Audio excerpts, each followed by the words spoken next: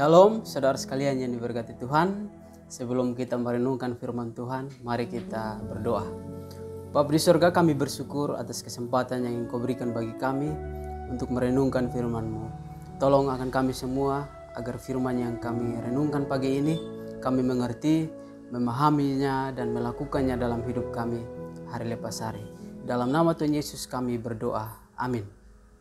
Tema renungan kita pagi ini adalah kesabaran. Dalam Galatia pasal 5 ayat yang ke-22 dan 23 yang berbunyi demikian.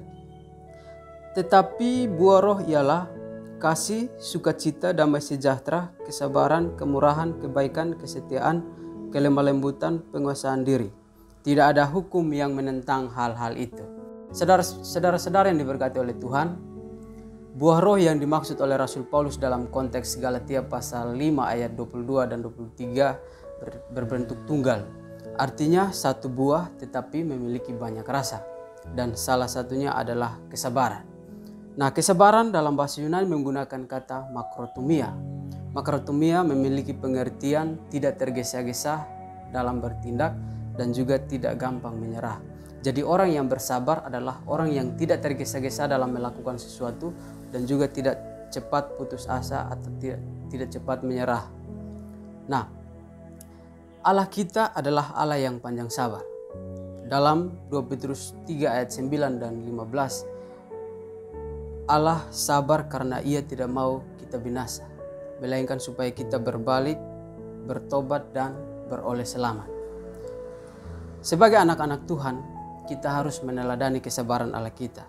Artinya bahwa kita harus sabar terhadap orang-orang di sekitar kita yang seringkali membuat kita sakit hati, membuat kita jengkel, marah, dan lain sebagainya.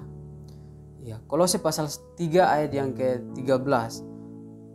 Sabarlah kamu seorang terhadap yang lain dan ampunilah seorang akan yang lain, sama seperti Tuhan telah mengampuni kamu. Dan Salomo menegaskan bahwa orang yang sabar melebihi seorang pahlawan. Saudara-saudara sekalian yang diberkati oleh Tuhan, kesabaran selalu berkaitan dengan waktu. Orang yang bersabar selalu menunggu waktu yang terbaik untuk melakukan tindakan dengan tepat.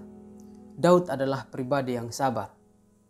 Kesabaran Daud terlihat ketika ia memiliki kesempatan untuk membunuh Saul, tetapi Daud tidak mengambil tindakan itu. Ia tetap membiarkan Saul hidup karena Daud tahu bahwa Tuhan yang berkuasa atas hidup Saul. Daud tahu bahwa waktu Tuhan pasti yang terbaik. Selain Daud, Hana adalah pribadi yang sabar. Bertahun-tahunlah lamanya Hana bergumul untuk memperoleh anak. Ya, dan dalam pergumulannya ia sering disakiti, dibuat menangis oleh penina. Tetapi apa yang dilakukan oleh Hana? Ia berdoa kepada Tuhan, menyerahkan isi hatinya kepada Tuhan. Dan ia menunggu waktu Tuhan. Dan Tuhan menjawab doanya dengan memberikan kepadanya seorang anak. Dan melalui peristiwa itu ia sangat bersukacita, bergembira dan memuliakan nama Tuhan. Nah, sebaliknya, ketidaksabaran biasanya mendatangkan penyesalan dan juga kekecewaan. Saul adalah contoh yang nyata. Ketidaksabaran Saul ketika musuh semakin mendekat, orang-orang yang di sekitarnya lari meninggalkan dia. Samuel belum juga datang. Akhirnya Saul mengambil tindakan dengan melakukan tugas yang bukan tanggung jawabnya. Dan setelah Samuel datang, Samuel berkata kepadanya bahwa tindakannya itu adalah jahat. Alhasil Allah tidak lagi berkenan kepada Saul. Tahtanya sebagai raja akan diambil alih oleh orang lain. Ketidaksabaran Saul membuktikan bahwa ia tidak taat kepada Tuhan. Saudara yang diberkati oleh Tuhan, ketika kita disakiti, ketika kita dilanda dengan badai masalah hidup kita, orang-orang yang di sekitar kita mungkin akan pergi, bahkan lari meninggalkan kita. Tetapi ingat bahwa firman Tuhan pagi ini mengajarkan kita terus bersabar, tidak tergesa-gesa dalam mengambil tindakan, dan terus berharap kepada Tuhan karena waktu Tuhan pasti yang terbaik. Amin. Mari kita berdoa.